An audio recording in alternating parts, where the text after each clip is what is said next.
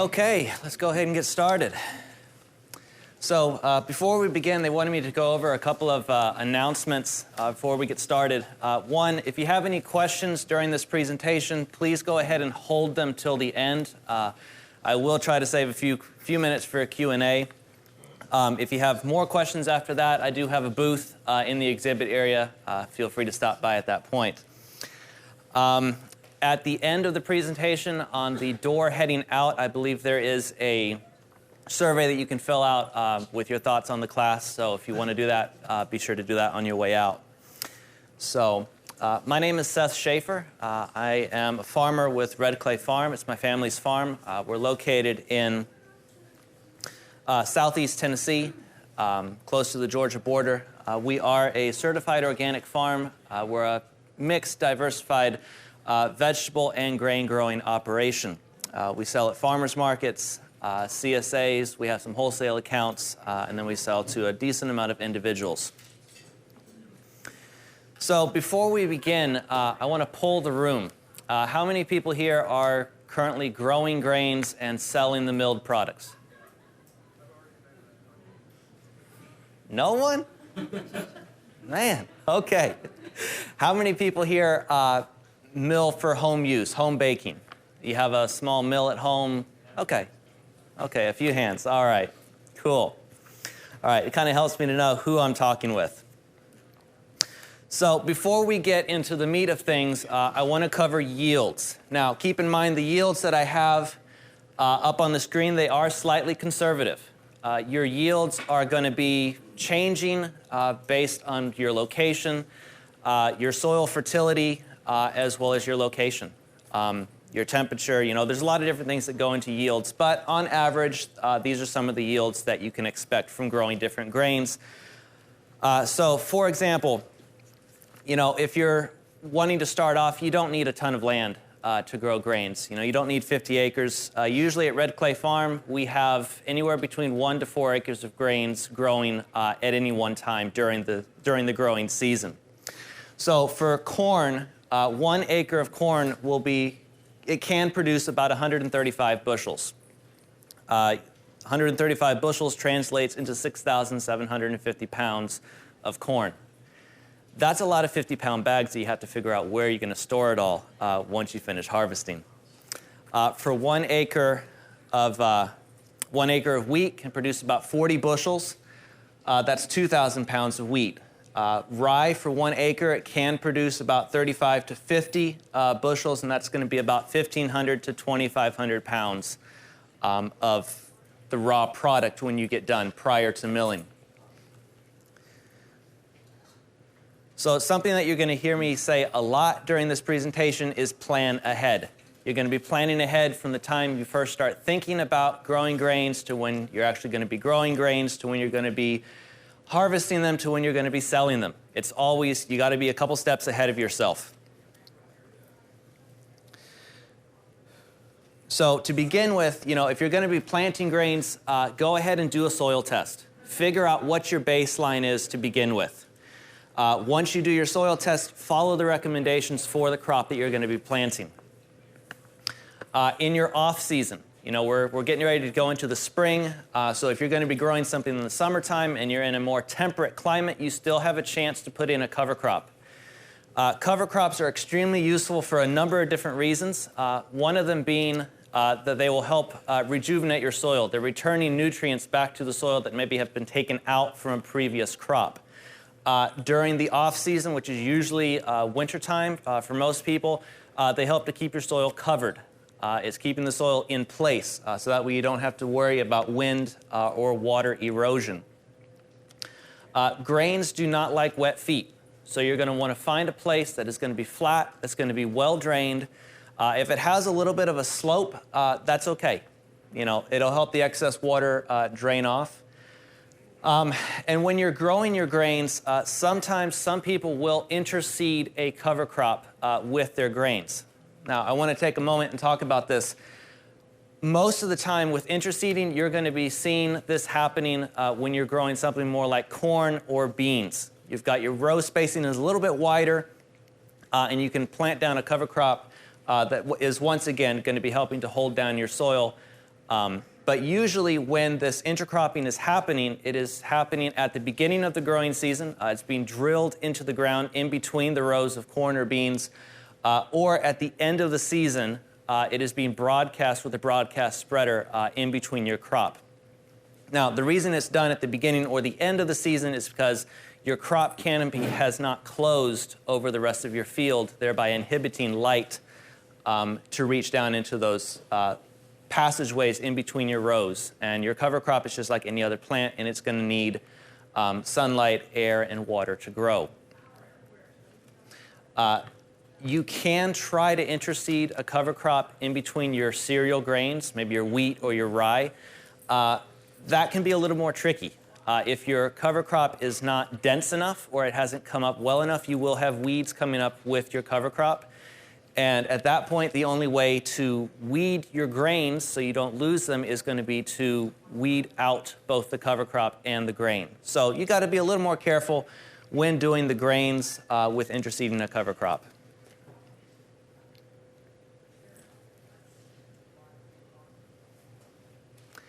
Okay, so let's say you've already figured out where you're going to be growing your grains. You've prepared the land. Now you need to start thinking about, okay, I'm going to be growing this stuff. Where am I going to be selling it? Who am I going to be selling it to? So again, do your homework. Are there other millers or grain growers in your area? If so, what are their target audiences? How are they packaging their products? How are they selling it? Are they shipping? You know, what's going on there? And if you already have a little bit of competition in your area from other sellers, think about how you can stand out. What can you do to make people want to come buy your product versus the competition?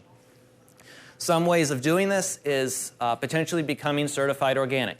A lot of people these days, they're gravitating towards certified organic grains and milled products.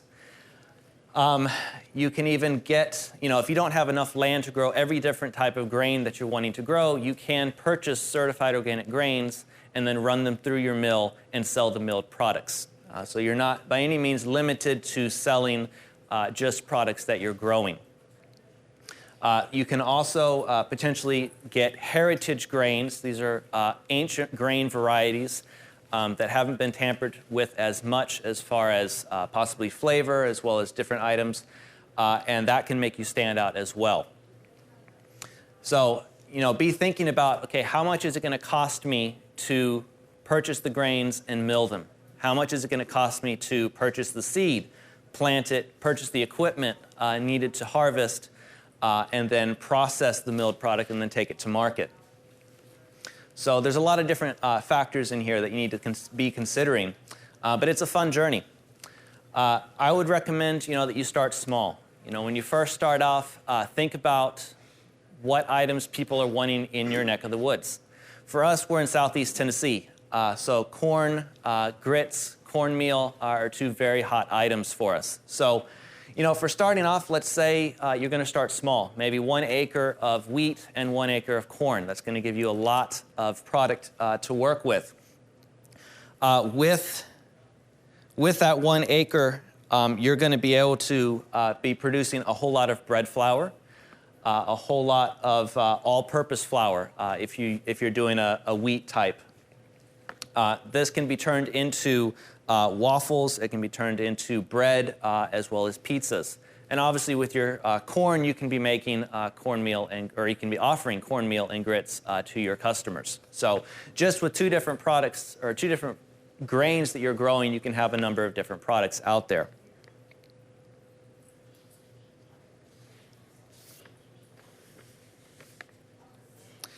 Now, for where we are in the country, the Southeast, what we have found is that growing a soft red wheat is the type of wheat that grows best in our area of the country. You can also try growing a white wheat called Breck. It's another type of wheat that grows well in the Southeast. If you're in more of like the northern part of the country or maybe the west, a hard red wheat variety will do best in those types of climates.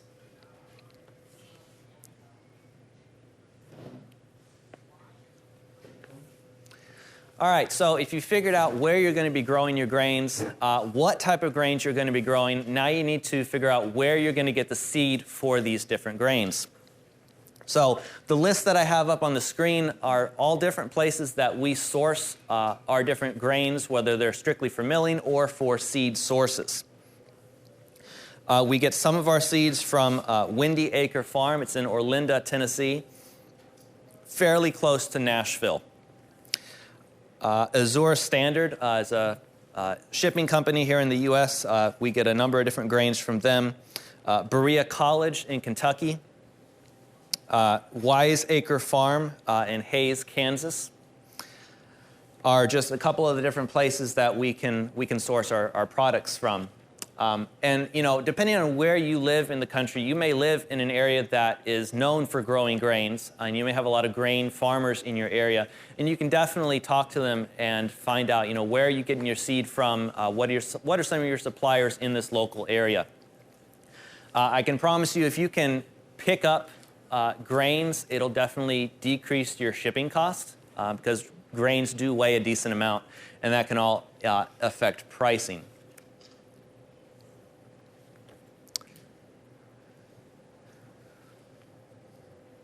All right, so planting your grains. Most of us here have probably grown a vegetable garden at some point in time, and so we're used to following seasons. You know, you're not going to be finding tomatoes growing in the middle of December, probably, unless you have a greenhouse or some other way of keeping them warm. Well, the same thing is true for your different types of grains. Two of the grains that we have grown are going to be the soft red wheat. It's considered a winter wheat. As well as rye. Now, I'm usually trying to get my grains for fall planting in the ground in September or October. Usually by the middle of October is when I'm trying to finish all my planting. Now, you know, we're farmers. Things don't always go as planned. So sometimes I have had to plant my fall grains as late as November or December. I haven't noticed that much of a difference with the crop as it's growing if I plant it a little bit later. Yes, the yields may be a little bit less, but it still grows, it still comes up. It just may be a little bit slower in the entire process of growing. So doing things on time is definitely very important. Now, if you're planning on growing maybe a type of corn for your summertime, or maybe you're going to grow some beans, those are definitely crops that you're going to want to grow starting in May or June. Now, obviously, wherever you are located in the U.S. will dictate when you can plant your crops. So do your research for your own area of the country. And also, do keep in mind when you're growing any of these grains, whether they're the cereal grains or the corn, you will have X days to maturity. Especially for the corn, usually that's like a 90 to maybe 100 or 110 days till harvest. So do keep that in mind when you're planting. You don't want to plant it too late and then not get a harvest at the end of your season. So a couple things with planting. It all depends on what type of a farmer or a grower you are. You know, if you're more of a conventional grower that uses herbicides and pesticides, you know, you can definitely use that to clear out any grasses or weeds and then direct seed with a grain drill through the residues of the plants. That'll help keep your soil covered until your grains grow and then are covering the soil themselves. If you're more organic or organically minded, you can use a cover crop that you're going to grow before your grains are growing, and then you can use a roller crimper to go ahead and kill the crop, lay it down flat as a weed mat, as a weed barrier, and then use a drill and drill through that mat. And that's going to help you keep your weeds down, at least for a period of time. And it's also going to mean that your soil is going to be covered, and it's going to help retain moisture. All things that are necessary for a good crop. Now, if you're more conventional or you don't have the ability to get a grain drill or get a roller crimper, then by all means, just do what farmers have been doing for years. Go ahead, plow up your land, till or disc it, and then go ahead and use a spreader to plant your seeds. Now, If you're a backyard grower and you don't have the majority of the equipment that I just mentioned here, get your rototiller out, go ahead and till up your growing area, and then you can use a chest or shoulder mounted seeder that's usually used for spreading grass seed out across people's lawns. That'll do a pretty decent job of spreading the grains across your growing area. You could also put your grains into rows. Simply make a furrow in the ground with a hoe or a rake, scatter your seed into that furrow, and then cover it up like you would with any other type of vegetable seed.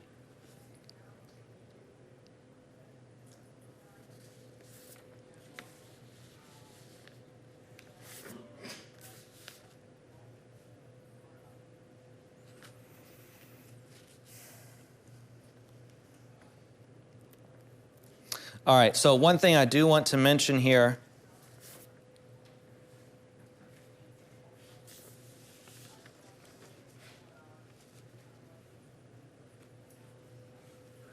okay, so one thing to keep in mind is when you are growing your grains, you will want to have some means of weeding the grains. And I'm going to be talking about this a little bit further on, but this is something you need to keep in mind ahead of time.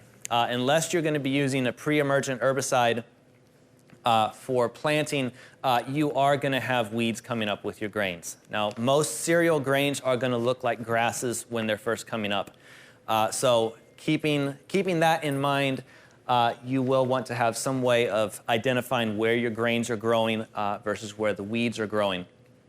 So you can use a tain weeder to weed in between your rows if you have them in rows, like with a grain drill, or if you've planted them in rows in your home garden. Now, a lot of the time, I have used a spreader that goes on the back of a tractor to go ahead and broadcast my grains out across the field. When I've done that with the spreader, I've found that I don't really have a weed problem.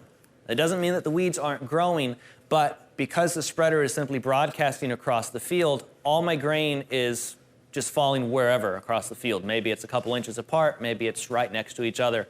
And so the grain is becoming the dominant crop out there in that field, the dominant life form. And so it basically helps to smother out all the weeds. If I do have weeds, they are far and few between, or they are very low-growing weeds that can't compete with the grain as it gets going. So the other picture up here on the slide is of a grain drill. This is a bit of a larger grain drill, even for our needs. We were able to rent this grain drill from the NRCS. That's the Natural Resource Conservation Service.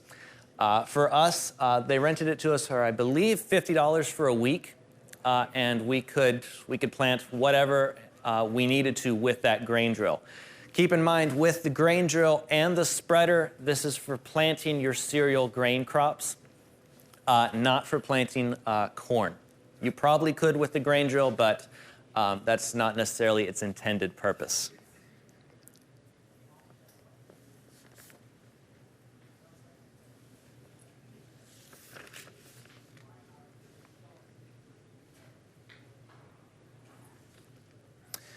All right, so far I've been talking about growing cereal grains. If you are wanting to grow corn, you're going to need a few different tools for that. Now, if you are a backyard grower, getting an earthway or a jang seeder to plant corn in your growing area is an excellent tool. I've used it in the past, and it's a whole lot better than going down your row and planting by hand, I can promise you that.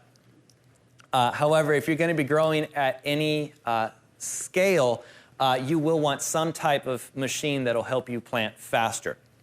Now, here on the screen is an image of a John Deere 7000 planter. I got this locally from an equipment dealer, and it is a 2-row planter. These planters come in 2-row, 4-row, 6-row, 8, 12, and 24 row. So depending on the size of space that you're going to be growing, you can get the planter based on that. With this planter, I can put in, it has hoppers for my seed and it has hoppers for fertilizer. So I can plant and fertilize my crop at the same time if I wanted to do that.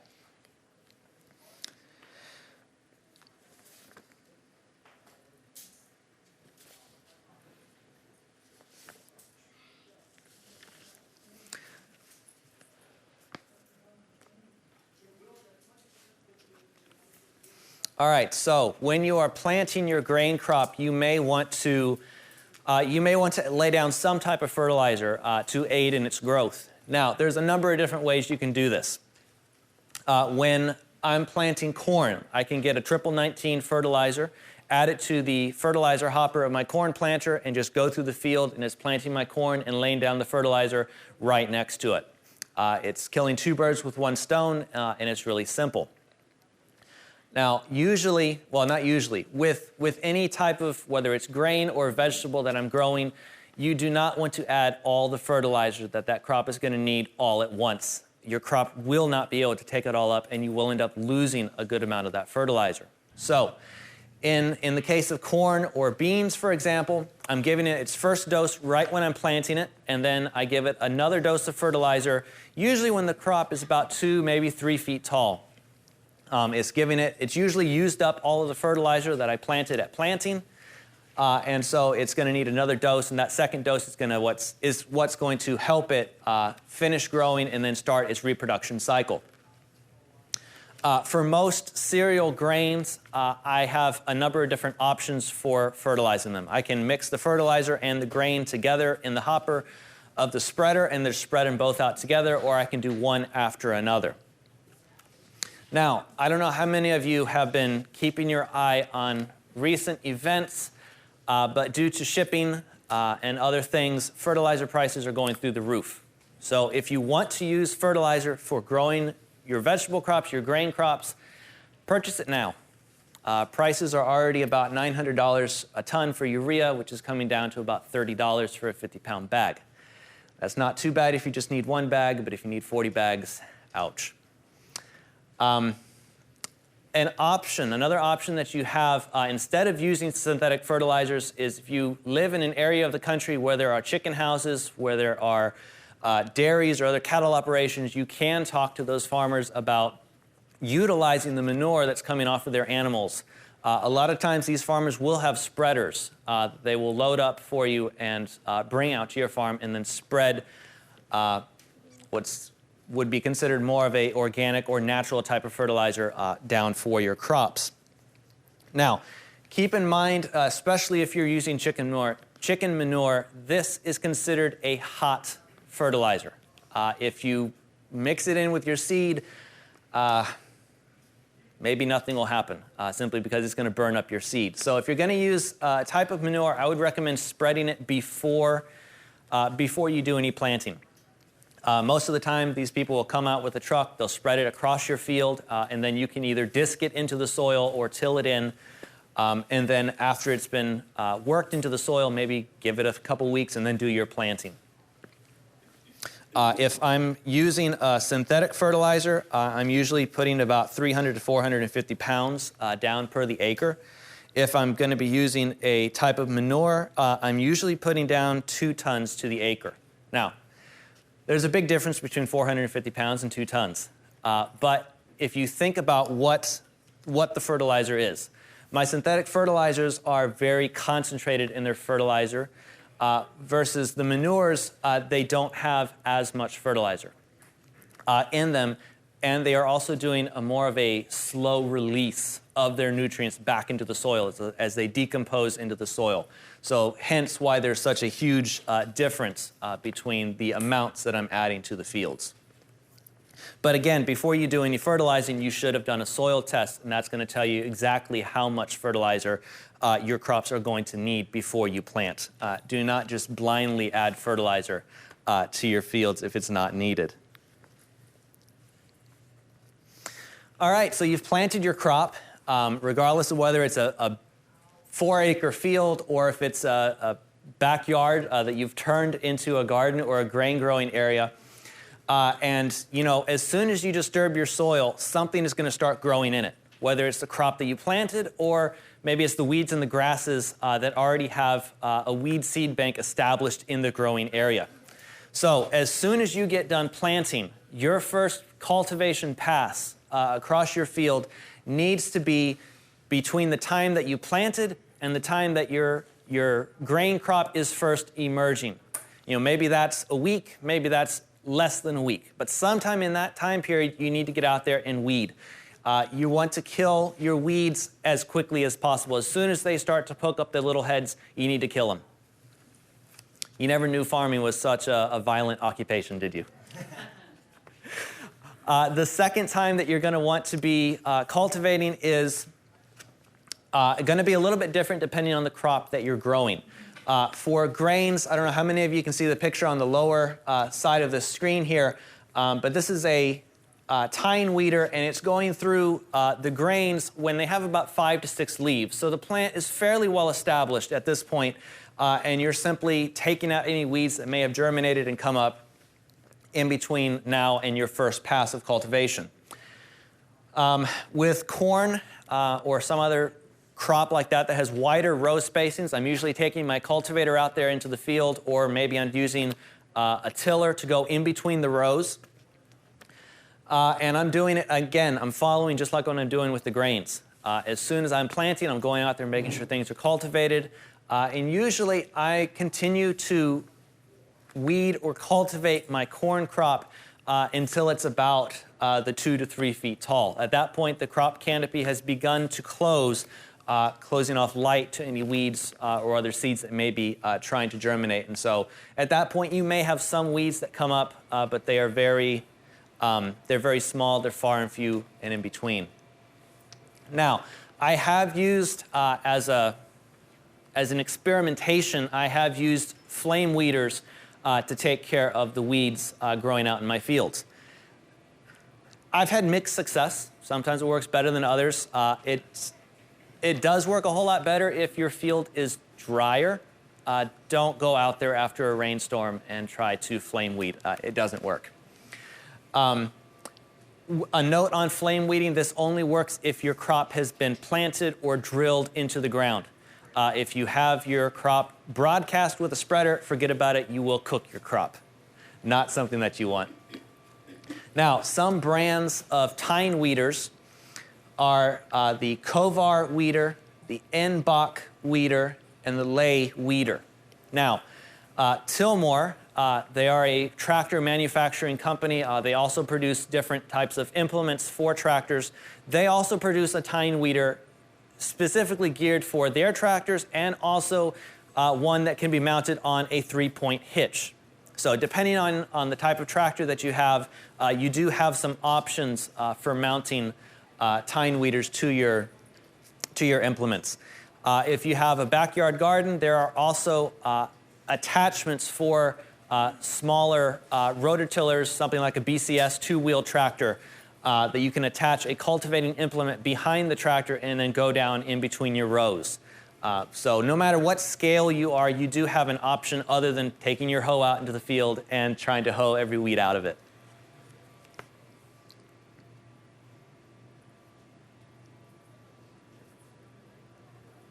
All right, so let's say you're done weeding. Your crop has become established. It's growing, it's doing beautifully. At this point, there's not really a lot you have to do with the crop. Just sit back, enjoy watching it grow, maybe go tend to other crops that you have growing on your farm or your garden.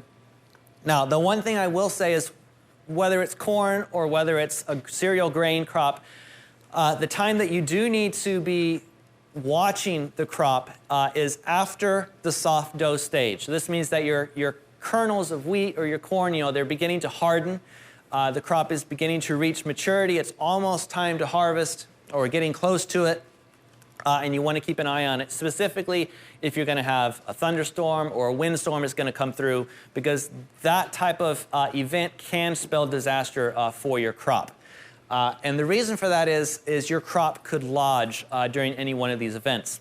Lodging is basically when the crop, it's either at the very base of the stem, right above the soil, or maybe at the root level, the crop basically gives way and it lays down flat because of the wind or the rain that is pelting it.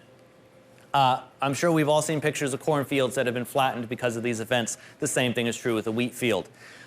If that happens, best of luck. It's very hard, especially with cereal grains, to then pick up that grain crop and harvest it. Also, if it has been raining during this time period, you're going to have wetness that's going to be coming on top of your grain. It's going to be laying down flat, and so your grain kernels can start to rot, they can mold, or they can germinate on their own. And those are all things that will inhibit you from harvesting the grain and then milling it. So that's just some of the things that you have to keep in mind during the growing process. You know, and every year is different. Some years you may be able to go all the way through harvest and get a good crop. Other years, stuff happens. But that's all part of life and part of farming.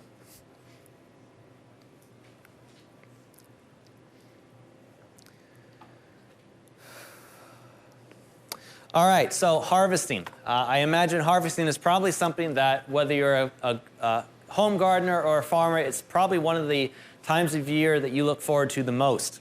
Now, with harvesting grains, you do have to take a few things into consideration. You know, if you have a small enough plot, definitely go ahead and harvest it by hand. It's fairly easy, especially with your corn crop, to just go ahead, pluck it off the stalk, shuck it, and then put it somewhere where it's dry. With cereal grains, it may require a little bit more activity on your part with harvesting the grain and then threshing it. But one thing you want to be sure of before you do any type of harvesting is you want to check the moisture level of the grain before you really get into your harvesting. The reason for that is because grain, like any other vegetable or crop that you're going to grow, it has moisture in the plant, in the grain head, and you want most of that moisture gone by the time that you harvest it. Just like, you know, if your grain gets flattened out in the field because of a weather event and it starts to rot or something like that, the same thing is true. It will happen after you do your harvesting if there's too much moisture. So getting a moisture tester is going to be crucial to the success of this operation. Now, the moisture tester that I have up on the screen, this is the one that we got. You can find these at the local co-op, Tractor Supply, or a lot of online agricultural supply places. Now, we got this one specifically because it'll test beans, corn, and a ton of different grains. Rice, wheat, rye, you name it. This moisture tester can probably test it. It's a small, compact model. It's about maybe 5 inches tall. Very easy to take it out into your field with you and test your grain crop there instead of having to wait until after you harvest it.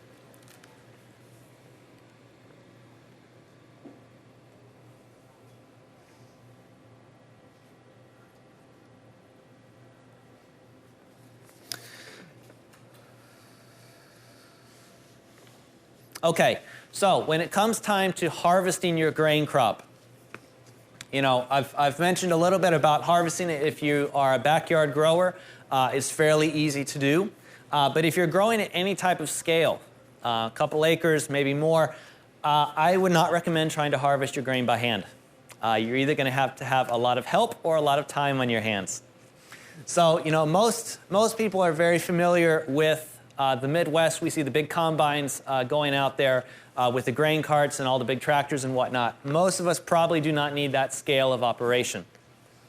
Now, if you don't have the budget for a type of harvester and you have other grain farmers in your area, definitely go talk to them and see if they are willing to come over and harvest your grain for you.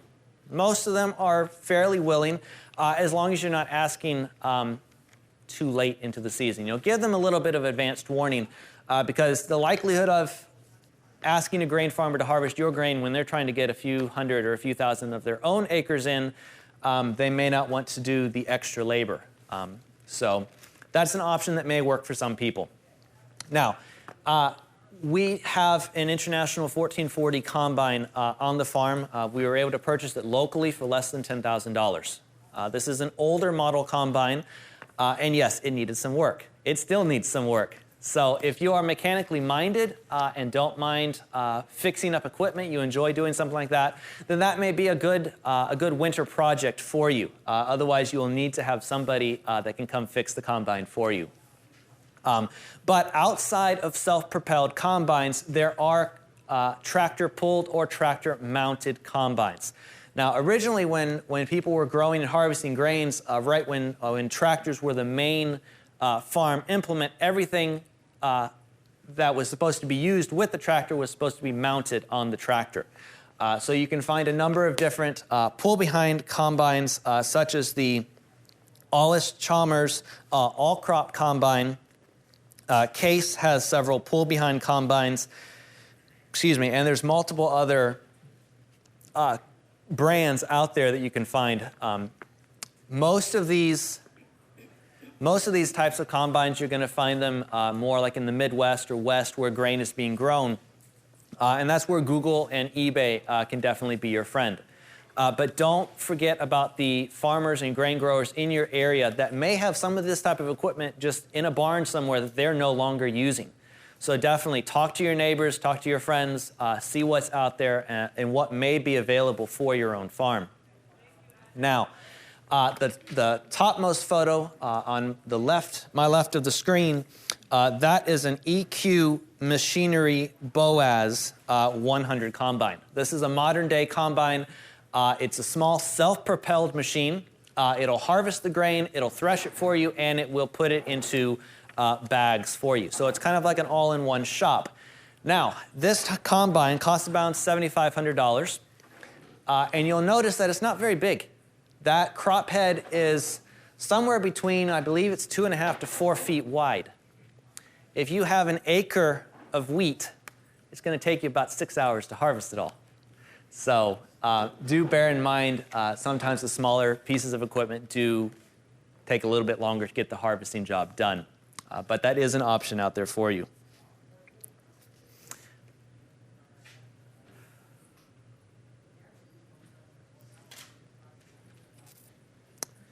One thing before I move on to seed cleaners, you know, if you've had your grain harvested, you're going to need some way of threshing it if you don't have a combine to do it for you, or maybe get the corn off the cob. Not something you want to do on hand if you have a lot of it. I know the Amish have a pedal-powered thresher. I've seen some videos and pictures of these machines. I have not been able to find one for sale outside of an Amish community. So that may be something that, you know, if you have an Amish community locally or nearby, you may want to go to them and just find out, you know, the Amish grow a lot of different products, a lot of different grains. So find out, you know, how are you growing this crop? How are you harvesting it, threshing it, et cetera, and see what they do. Because they don't rely on a lot of equipment and machinery such as our modern grain growers do. So after a crop has been harvested, it's not going to be like the grain that you maybe find at the store that you maybe bring home to mill at home. It's all nice and clean and ready for use. I can promise you field harvested grain will not be like that. You're going to have little pieces of organic matter. Maybe you're going to have other things in the grain that needs to be cleaned before you run it through a mill. And that is where a seed cleaner comes into place. Now, if you're a backyard gardener and you don't need something this size, they have smaller models of these different types of seed cleaners. Again, depending on your scale, I have laid out the grain on the ground, and I've turned on a very powerful fan and tried to blow away the chaff, maybe toss the grain up into the air and let the chaff blow away. It works, but it's a time-consuming process. With the seed cleaners that I have up here on the screen, these are clipper seed cleaners. They are one of the more well-known seed cleaners that were in operation several years back, but they do a very good job. Now, most of these types of grain cleaners and whatnot, they are older models. So just like your pull-behind combines or even older model combines, they will need some refurbishment if you find one in someone's barn that they're willing to sell to you. Now, again, you know, you can do a Google or an eBay search for these types of machines, but I have, for finding these types of machines within my price point, I have gone to commoditytraders.biz. That's commoditytraders.biz. This is a company that sells all different types of farm machinery, but specifically they have these types of cleaners. They have tons of these cleaners sitting around. Some of them have already been refurbished and are ready for use on your farm, whatever different size you may need. Others, they will customize, refurbish to your specifications.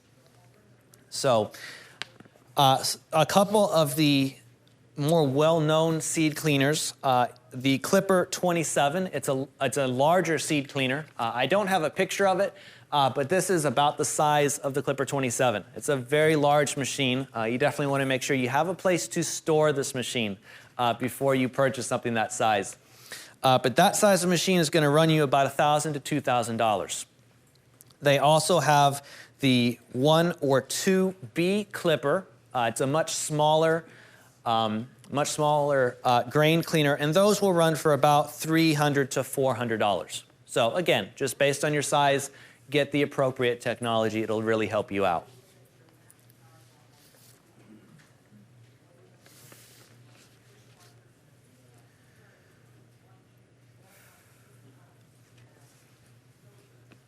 Okay, so for storing your grain, you've harvested it, you've cleaned it, now you need a place to store it. You know, if you have a small operation, 5-gallon buckets with airtight lids work great. If you need something a little bit larger, they have grain bins, such as this one here in the center. They can hold many, many pounds. I'm forgetting the approximate number right now, but they're good to have around. They're also can be airtight. Just keep in mind, grains weigh a lot when you put them all together. So the larger storage container you have, it may be harder to move. So with something like the middle grain bin, having a forklift or forks on your tractor or a pallet jack is definitely going to be the way to go if you need to move it. Otherwise, move it ahead of time and then leave it in place. I think we've all seen the large grain bins on people's farms. These are pretty useful if you have a very large-scale operation.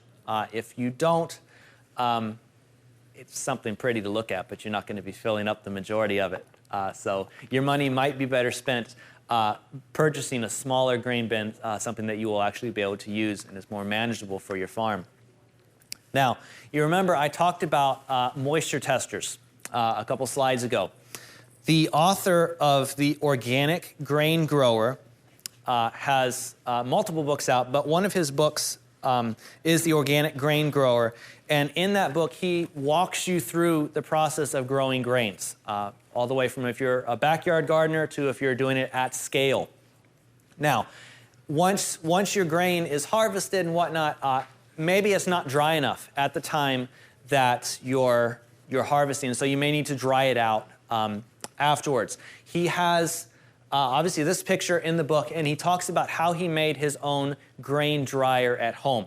It's basically a trailer that he has a fan under the grain bin. The floor of the grain bin is perforated with a bunch of holes so he can force the air up into the grain bin and keep it drying out and fresh. So as far as reading material goes for learning how to do all of this from growing your grains all the way to selling them, that is one book that I would highly recommend.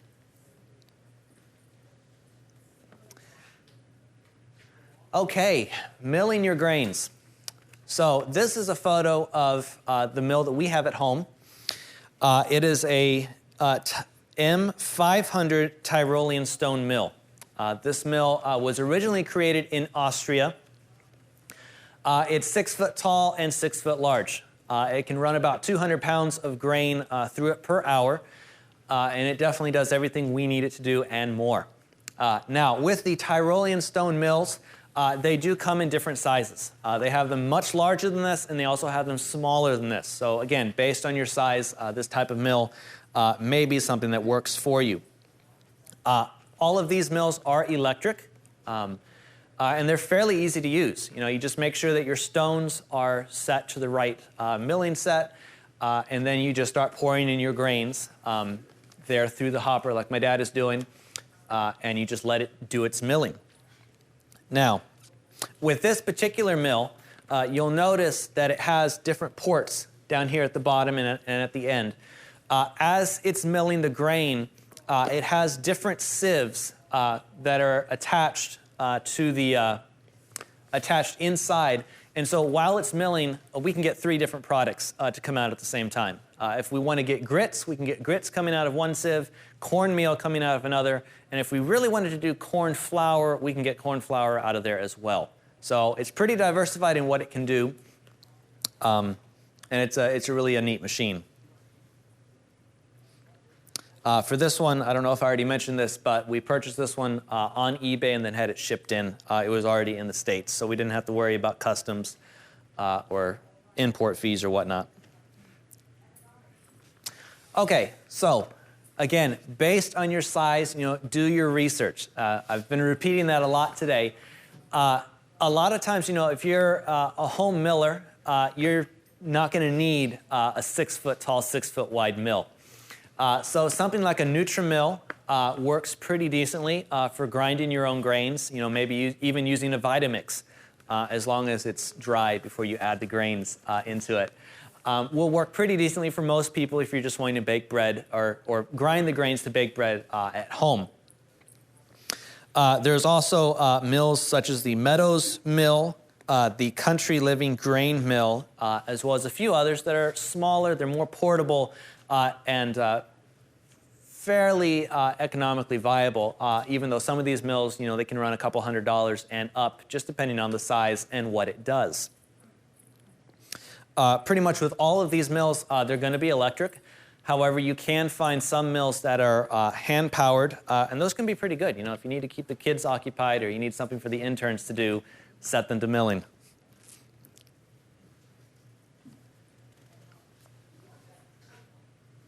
All right, I already covered the information on this slide, but you can tell on the top corner over there, I have a photograph of a couple of the sieves that go inside our mill. So that's what they look like. And I would imagine, if you were handy enough, crafty enough, you could probably even make your own sieve. But for the most part, I would recommend contacting the company and letting them know what you're wanting to get out of your mill, and then they can make the sieves for you and send them to you. Just keep in mind this company is in Austria, so it may take a little while for the sieves to get to you.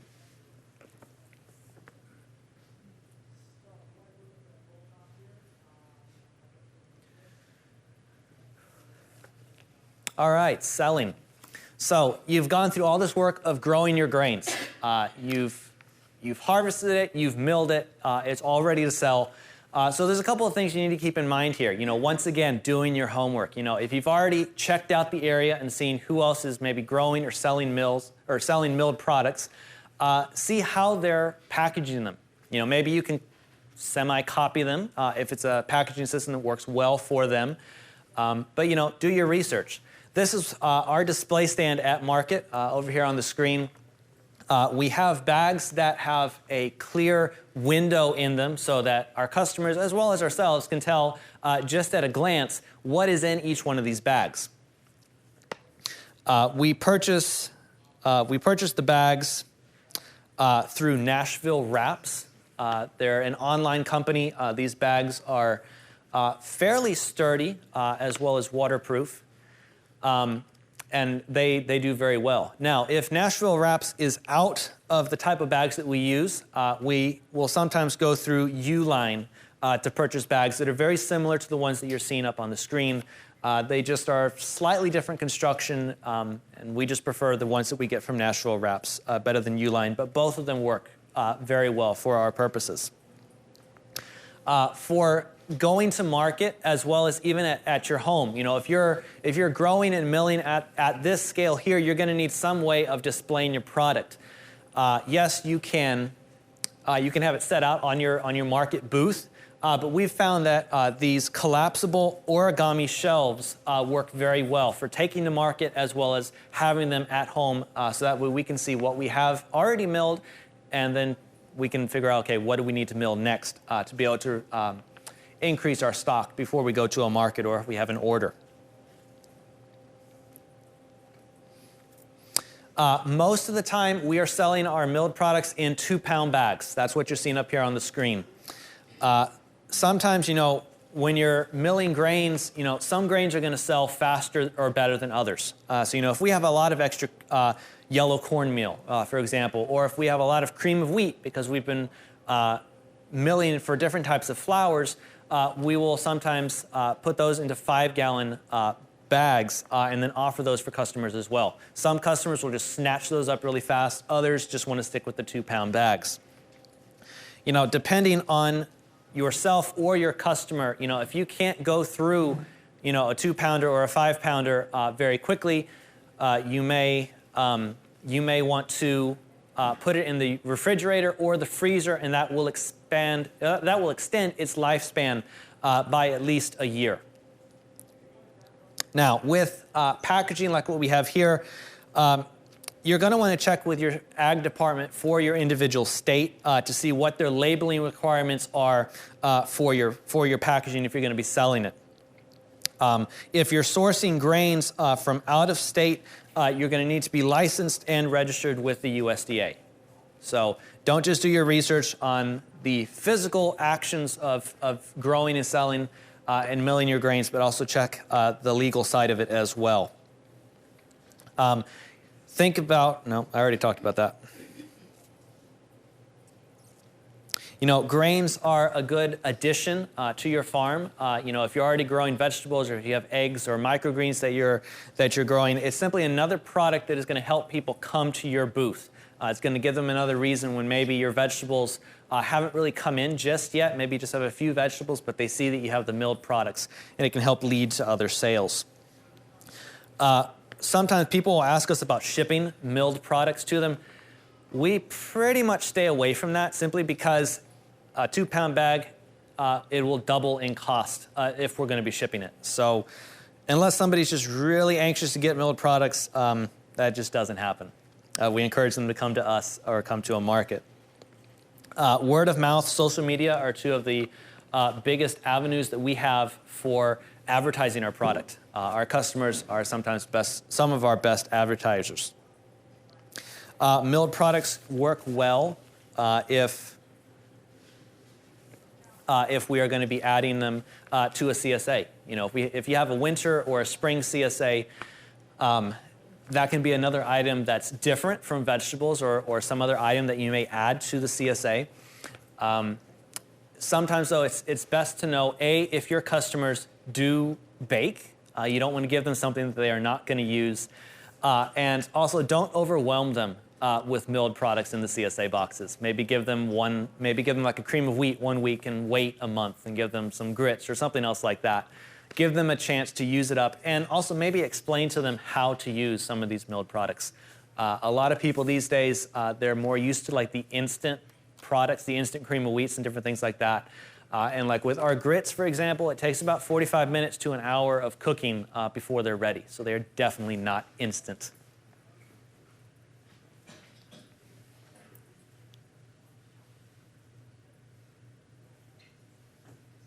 Okay, so the last thing I wanted to talk about here really quick is wholesale accounts. A lot of the time, most of our sales are going to individuals at farmers markets, maybe the CSA. But if you have restaurants or bakeries in your area, go ahead and contact them. Let them know what you have. Sometimes they will have already heard of you and will be contacting you instead. Now, don't expect these sales to be your bread and butter. No pun intended. Most of these sales, they're going to be buying them in bulk. So you can expect a couple months in between sales to these different restaurants. It's not necessarily that they've forgotten about you. It just means they're slowly using up your product. Now, sometimes you'll have other wholesalers or other wholesale accounts that'll be purchasing smaller amounts, and those might be needing a resupply every couple weeks. So just work with your suppliers. If you haven't heard from them in a while, maybe contact them, let them know, hey, how are things going? Do you need a resupply? And if you're wanting to go after new customers, definitely target them and go after them heavy, just like you would with your vegetable products. Maybe offer them a sample, talk to the chef or the miller or the baker in the restaurant and see what products they're using, what items they're selling to their customers, and if you can become one of their suppliers. Don't be disheartened if they already have their own suppliers and they don't really want anything to do with you or your products. Just go on to another restaurant. Okay, so that's all I have for you today.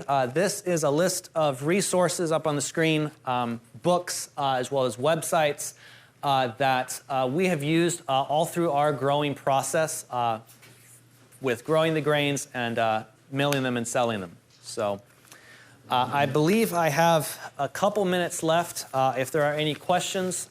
If I can't get to your question here, I do have a booth in the exhibit area, and we do have a number of different milled products for sale there, as well as popcorn. So, yes? That harvester that you were showing me, you said was about 7,500. Mm-hmm. You've ever seen one of those operate? And you said they go directly into bagging it. Mm-hmm. Do they clean it enough to where you can actually use it from the bag, or you still have to? No, still go ahead and clean it. Because, I mean, it does a pretty decent job. I've never seen one work in person, but I've been watching some videos and whatnot on it. It does a good job, but you're still going to have some organic matter mixed in there with the grains. So you'll. I've seen her coming out of India. Did you see anything that comes out elsewhere? That's a good question. Most of the time, yes. I have. Most of the time, these. Rice and most of the cereal grains. Yes, most of the time, the Boaz 100 combines, they are coming from overseas. India is a very likely place. I want to say I did see some used for sale on some different websites or whatnot that were here in the U.S., but off the top of my head, I'm not remembering where exactly that is. So. Yes? Just two questions. When you're drying your wheat before milling, what moisture content are you drying down? Okay, yes, that is a very good question. I have it here in my notes, but I didn't mention it. So the question was, when you're getting ready to mill your wheat, what moisture content is it? And I'm not finding my notes right now, but basically, for corn, you want it to be about 15 to 13% moisture, even a little bit less than that, maybe even down to 10%. Before you're going to be running it through your mill. For wheat, you're going to want to harvest it or use it when it's somewhere between 18 to 20% moisture. It's a little bit variation there, but it is a different type of crop. Now, one thing I do want to add to this question is just because you harvested your crop at X moisture content level does not mean it's going to stay at that moisture content level. Keep track of what's going on with your humidity, where you're storing your grains, as well as where, before you mill them and after you mill them. The last thing you want is for it to begin to clump up simply because it's a little too wet. So keeping a dehumidifier in whether you're storing the grains or where you're going to be dealing with the milled products is something that can be beneficial. But know that it can increase moisture content. So just to follow up to that too, with your milled flour, what's your shelf life? As far as how many days, months that you can get in a sealed bag? Usually it's about, if you leave it out, you're not going to be putting it in the refrigerator or freezer. Usually it's about 3 months, sometimes 4. It just depends on, the longevity of the product, and when you use it and whatnot. But yeah, generally it's 3 to 4 months is the longevity of the product. Yes. Have you used any of these grain bins you were showing us? Okay, for the grain bins, have I used any of them? I have, let me get back to the picture here. Oops. Okay, so obviously we have the 5-gallon buckets. We haven't used this grain bin here in particular, but I've heard a lot of good things about it, the large one here. About how much it holds? I'm going to say it's probably, you can get different sizes of them, probably about 1,000, 2,000 pounds is some of the numbers that I remember hearing, sometimes even more than that. Are they pretty much hermetically sealed? Are they pretty much? Hermetically sealed, in other words, do they have an O-ring or something that seals so that you get a... I believe some of them do. but you have to look and see, when you're purchasing them, if they come with that or not. So. Do you have any idea what the cost of these are? I haven't seen them with lids, but we bought some for outdoor production stuff, and they were like $175 per. Probably be more with the lid. So the question, I'm repeating this for Audioverse. The question was using the smaller box grain bin, how much it costs. Generally speaking, it's somewhere about $75, maybe $100 without a lid. And if it comes with a lid, it may be a little bit more than that. But again, doing your research in your local area, you may find people that already have some of these bins for sale and just want to move them. So. Got one question back here. Yeah, I was just curious, you were talking about, watching for storms to prevent lodging. How would you prevent that, or is it just something you have to put in the Lord's hands? Yeah, so the question was, with lodging, how could you prevent that if you have a storm coming through? Not really a lot you can do. I mean, depending on where your field is, if it's bordered by trees, that may help to buffer some of the wind, some of the rain. But yeah, there's not really a lot you can do. You can pray about it. You can hope. I wouldn't recommend staying up all night watching to see if your grains are flattening out or not. But it's just one of those things that you have to deal with if you're growing grains, and some years you may get lucky and nothing happens. Other years, stuff may happen and you just have to, experience and try again next year. Do you have a question? What is your growing zone in your area? Growing zone. Okay, so my growing zone is 7B in southeast Tennessee. So I get a little bit of leeway as we get closer towards fall for some crops. Yes. The Beck white wheat Mm-hmm. is also a soft wheat. Okay. No, I'm asking you. Oh. I believe so.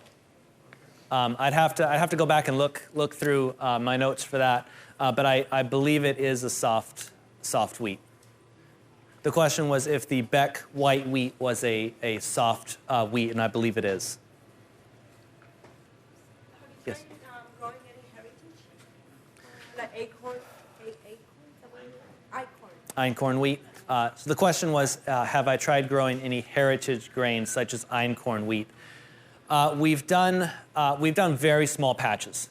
We haven't done anything at scale yet, primarily because the price on these grains does tend to go up if you're looking at the heritage varieties. But we have done some small patches, and they've worked fairly well. We've definitely enjoyed the flavor that we've been getting out of these grains. It's a noticeable difference from your more modern varieties. Yes? Do the heritage varieties require more work and clean? And I understand some of them have an extra husk or something that. I haven't had to deal with that with the little amount that we've harvested for ourselves. These have been very small patches, and I haven't noticed any extra cleaning that's had to happen. If I were to grow it at scale, I might notice that at that point, but it's been so small, it's just been clean it and use it. So, yes? You use a stone mill. Mm-hmm. Did you ever use a grist mill? And No, I've always just used the stone mill. When years ago we did use a Nutri-Mill for just our own purposes. But yeah, that's the only experience I've had with mills. what about cleaning those when you're changing grains? I know for like a smaller mill, it's definitely very easy. Like one of the countertop models. If you're going to be cleaning that mill, okay, with the bigger one. I mean, outside of taking a brush to the mill and just cleaning out, some of the outside areas around the ports and whatnot, we don't really do a whole lot of cleaning with it. We just run the different types of milled product through it. Yes, there's probably a little bit of wheat that stays with the corn, or the corn that stays with the wheat, but it's very minute. And so we and our customers haven't noticed that, so that hasn't been a problem. As a cover crop. Yeah, I've grown buckwheat as a cover crop, but I have never harvested it. It's one of the things I would like to do, but right now, there's a lot of things on my to-do list. Okay, thank you very much for coming to this class. If you have more questions, I'll be at the booth area after lunch at Red Clay Farm. Thank you very much.